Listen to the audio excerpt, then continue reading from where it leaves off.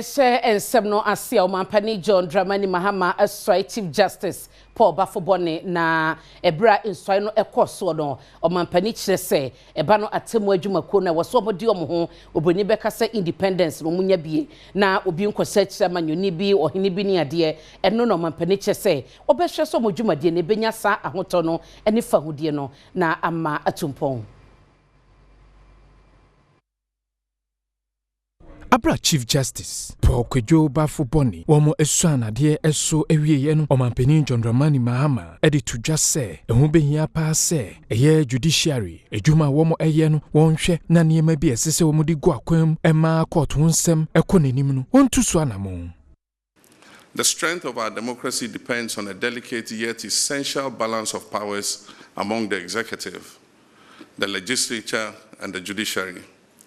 Each branch is supposed to operate independently, and yet they have to collaborate in order to serve the common good.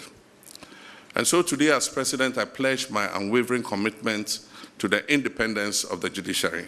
And I wish to say that an independent judiciary is not a favor to the courts. It is a constitutional necessity and a protection for every citizen, including the President. We must therefore jealously safeguard the institutional, financial, and administrative autonomy of our courts. Decisions of our courts, whether we agree or not, whether popular or unpopular, must be respected and enforced.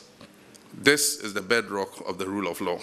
Wasan editu nanim se wonhwe na de fa no eye judiciary court nsem no womanfo enye gidie ewo a judge edwuma womo eye no. In recent years, public institutions worldwide and in our own country have been questioned, scrutinized, and sometimes criticized. Our people want institutions that work, but they also want institutions that they can trust. The judiciary in particular must be above reproach. One single act of corruption by a judicial officer can undermine years of hard work and erode public confidence in the entire system. My Lord Chief Justice, one of your most urgent tasks is to strengthen integrity within the judiciary.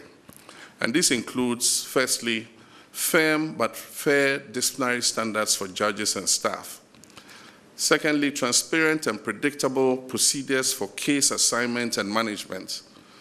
Thirdly, strong internal mechanisms to address allegations of misconduct.